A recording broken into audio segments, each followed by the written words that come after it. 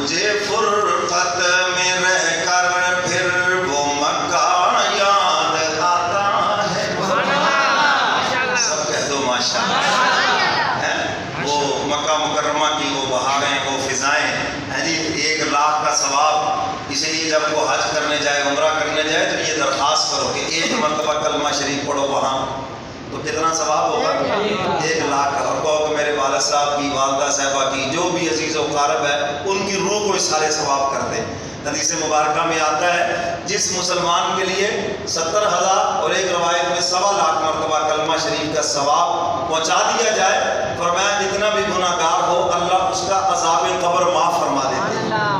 اب 1.25 لاکھ مرتبہ کلمہ شریف پڑھنا مشکل ہے نا. تو اگر ادھر بیت اللہ کے پاس بیٹھ کر 2 مرتبہ ہی پڑھ لے تو 2 لاکھ تو ہو گیا. پہنچنا تو ثواب ہے، تعداد تھوڑی پہنچنی ہے. کیا پہنچنا ہے بھائی؟ ثواب ہی پہنچنا ہے نا. یہی کہتے ہیں نا 1.25 لاکھ مرتبہ پڑھ کے کیا کہو گے؟ یا اللہ اس کا ثواب ہمارے دادے کو، والد کو، والدہ کو، فلاں فلاں جس کا بھی نام لوگے ثواب ہی پہنچے گا نا اس کو. تو وہاں پر بیٹھ کر اگر کوئی 2 مرتبہ کلمہ شریف پڑھ لے تو ثواب کتنا ہوا؟ 2 لاکھ. تو جی نسخہ ملا یا نہیں ملا؟ ہم تو اسی پہ کھڑے ہیں. کھجوراں بہت ساریاں لے آئی.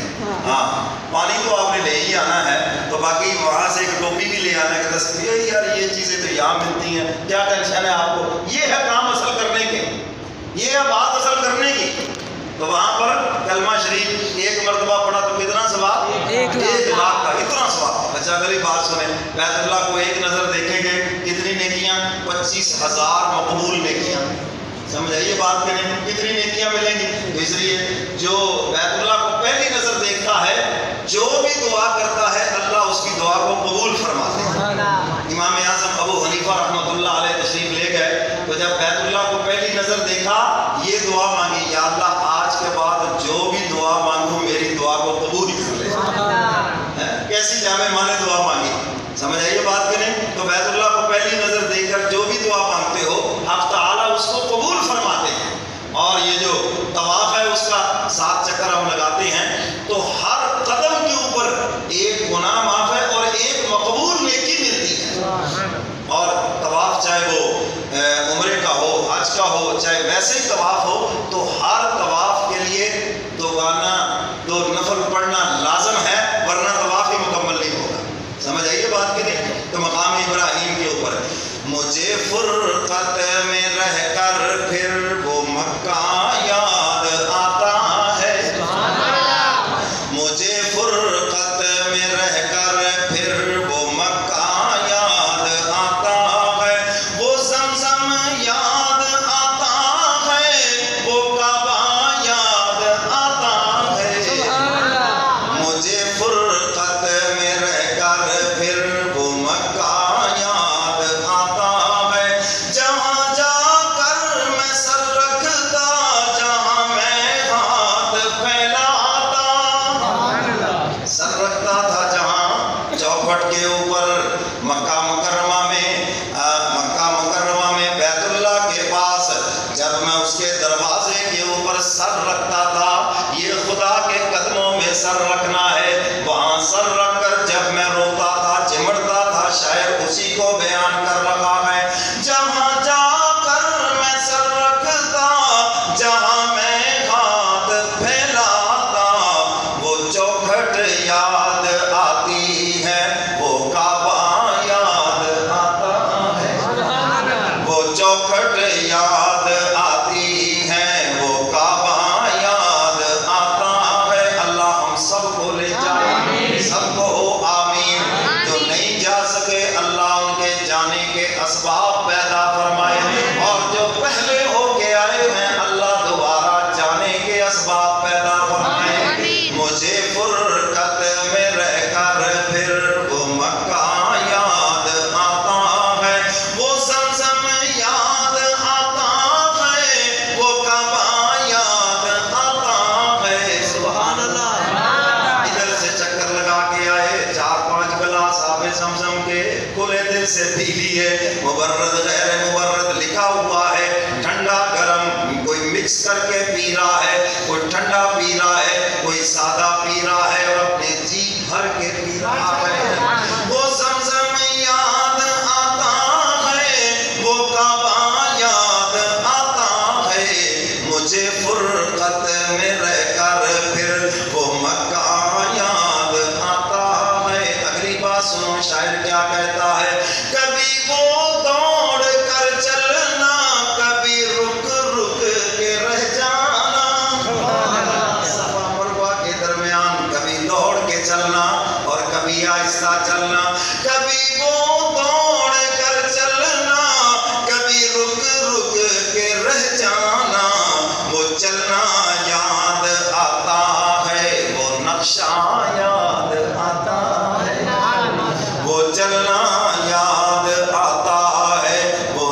جہاں یاد آتا ہے مجھے فرقت میں رہ کر پھر وہ مکہ یاد آتا ہے. اگلی بات سنو شاعر کیا کہتا ہے. کبھی وحشت میں آ کر پھر صفا پر جا کے چڑھ جانا. کبھی وحشت میں آ کر پھر صفا پر جا کے چڑھ جانا. وہ صفا یاد آتا ہے وہ مروہ یاد آتا ہے. وہ صفا یاد آتا ہے وہ مروہ یاد آتا ہے. اگلی بات سنو شاعر کیا کہتا ہے. کبھی چکر لگانا حاجیوں کے صف میں لڑ بھڑ کر. طواف کرتے ہوئے دھکا شکا لگ جاتا ہے. ایک دن ایک حاجی صاحب آ گئے. مولوی صاحب بڑا دھکا لگا جی, گھٹنے پہ بھی چوٹ آ گئی. میں نے کہا جب دھوبی کپڑا صاف کرتا ہے جہاں ذرا داغ لگا ہوا ہو تھوڑا سا رگڑا لگاتا ہے, لگاتا ہی نہیں لگاتا. میں نے کہا جو داغ لگا ہوا تھا تھوڑا سا رگڑا لگائے اور کچھ نہیں ہوا. سبحان اللہ. کیونکہ یہاں سے معافی تلافی سب ہو جانا ہے. اللہ نے حدیث مبارکہ میں آتا ہے, اللہ کے محبوب فرماتے ہیں حج عمرہ کرنے والا گناہوں سے ایسے پاک صاف ہو جاتا ہے جیسے اس کی ماں نے اس کو آج جنا ہے. تھوڑا سا رگڑا روڑا لگ جاتا ہے, اس میں گھبرانے کی بات نہیں, لڑنا نہیں ہے. تو ٹانگے کا مارا ہو, تو پاکستان میں ہوتا تو میں تیری ٹانگے توڑ دیتا. نہ یہ نہیں کرنا, بلکہ برداشت کرنا ہے. کیا کرنا ہے بھائی؟ شاید اسی کی طرف اشارہ کر رہا ہے. کبھی چکر لگانا حاجیوں کے صف میں لڑ بڑھ کر وہ دھکے یاد آتے ہیں وہ جھگڑا یاد آتا ہے. جو بھی حج عمرہ کریں کہیں نہ کہیں تھوڑا سا دھکا لگ جاتا ہے, اسی لیے گھبرانا نہیں ہے. اصل میں وہ گناہ معاف ہو گئے. تو تگڑا گناہ ہے جس کی آپ نے توبہ نہیں کی, بس وہ تھوڑا سا رگڑا لگا اور وہ معاف ہو گئے, کیونکہ اللہ نے پاک صاف کر کے بھیجنا ہے. وہ دھکے یاد آتے ہیں وہ جھگڑا یاد آتا ہے. وہ زمزم یاد آتا ہے وہ کعبہ یاد آتا ہے. آپ بھی کہہ دو ماشاءاللہ. ماشاءاللہ نہیں کہا, ذرا بلند آواز سے. کبھی جانا مینا کو اور کبھی میدان عرفات کو. کبھی میدان عرفات اور کبھی مینا. شاعر اس کا تذکرہ کر رہا ہے. کبھی جانا مینا کو اور کبھی میدان عرفات کو. وہ مجمع یاد آتا ہے وہ صحرا یاد آتا ہے. یہ جو میدان عرفات کا اجتماع ہے یہ اصل میں تمثیل ہے, مثال ہے حشر کے اجتماع کی. فرمایا حشر کے دن جس طرح تم نے ہر طرف سے اکٹھے ہو جانا ہے, یہاں آج عرفات میں بھی اکٹھے ہو گئے. یہ اصل میں آخرت کی تیاری کرائی جا رہی ہے.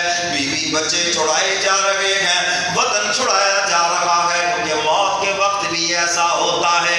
اور پھر کفن کی چادریں اور پھر اسی طرح احرام کی چادریں, یہ آخرت کی تیاری کرائی جا رہی ہے. اور پھر حشر جس طرح وفا ہونا ہے میدان عرفات تمہیں دکھایا جا رہا ہے. تو اسی کو شاعر اپنے انداز میں بیان کر رہا ہے.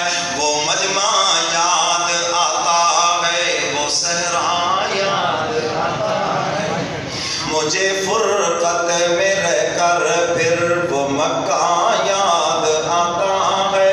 مجھے فرقت میں رہ کر. آگے سنو شاعر کیا کہتا ہے. وہ پتھر مارنا شیطان کو تکبیر پڑھ پڑھ کر. شیطان کو کیا مارنا؟ شیطان کو. ایک حاجی صاحب پتھر بھی مار رہے تھے اور نگاہیں بھی جھکائی ہوئی تھی. کہنے لگا تو دوست تو پرانا ہے مگر حکم بڑوں کا ہے. سمجھ آ رہی ہے بات کریں؟ ہاں, دوست تو پرانا ہے, تیری دوستی تو بڑی پرانی ہے, چھوڑنا تجھے پاکستان جا کر پھر بھی نہیں ہے, لیکن بڑوں کا حکم ہے اس لیے مجبوری ہے. اصل میں یہ نفرت دلائی گئی کہ یہ تمہارا کھلم کھلا دشمن ہے. سمجھے وہ بات کہ نہیں؟ تو ہم اس نفرت کو اپنے دل کے اندر بٹھائیں کہ یہ آدم علیہ السلام اور اس کی اولاد کا دشمن ہے. اور قرآن کریم میں فرمایا انہ لکم عدو مبین, یہ تمہارا کھلم اپنے دشمن کو پہچانو. تو شاعر اسی کی طرف اشارہ کر رہا ہے. وہ پتھر مارنا شیطان کو تکبیر پڑھ پڑھ کر وہ ہوگا یاد آتا ہے, وہ سودا یاد آتا ہے. سودا کہتے ہیں سیاہ کو, وہ جو ستون بنا ہوا ہے. شاعر کہتا ہے وہ ستون بھی یاد آتا ہے, اس کا سیاہ رنگ بھی یاد آتا ہے. وہ ہوگا یاد آتا ہے, وہ سودا یاد آتا ہے. مینا سے لوٹ کر پھر وہ تمبے کا ذبح کرنا. مینا کے بعد پھر کیا ہے؟ قربانی. پورے حج کا نقشہ کھائی دیا, کہہ دو سبحان اللہ. مینا سے لوٹ کر پھر وہ تمبے کا ذبح کرنا. وہ سنت یاد آتی ہے, وہ فدیہ یاد آتا ہے, وہ سنت یاد آتی. ایک مسئلہ بھی بتا دوں, حاجیوں کے اوپر دو قربانیاں ہیں. ایک قربانی وہاں پر یہ حج کی قربانی ہے, اور ایک صاحب استطاعت ہونے کی قربانی اپنے ملک میں, یہ بھی واجب ہے. سمجھے نا بات, یہ مسئلہ یاد رکھنا. صرف وہی قربانی کر کے آپ فارغ نہیں ہوں گے, وہ تو حج کی قربانی ہے. اور جو آپ کے صاحب استطاعت ہونے کی قربانی وہ الگ ہے, چاہے وہ وہاں کرے یا اپنے ملک کے اندر کرے, تو وہ قربانی واجب ہے.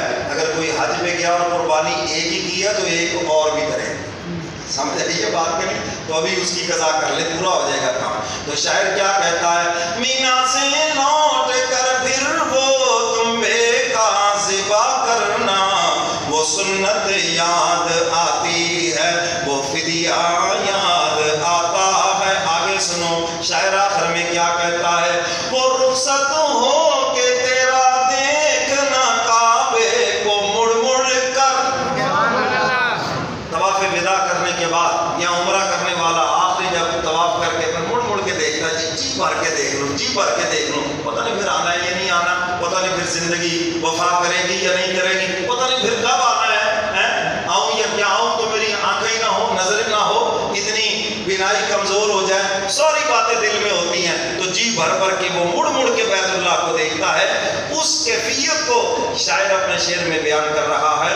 وہ رخصت ہو کے تیرا دیکھنا کعبے کو مڑ مڑ کر, وہ منظر یاد آتا ہے, وہ جلوہ یاد آتا ہے, وہ منظر یاد آتا ہے, وہ جلوہ یاد آتا ہے. مجھے فرقت میں رہ کر پھر وہ مکہ یاد آتا ہے. نگاہیں شوق جب اٹھتی ہے رب البیت کی جانب. نگاہیں شوق جب اللہ کی طرف اٹھ جائے, بیت اللہ کے رب کی طرف اٹھ جائے. جی بیت اللہ کا رب کون ہے؟ رب العزت. جب اس کی طرف نگاہ اٹھ جائے, نگاہیں شوق جب اٹھتی ہے رب البیت کی جانب, نہ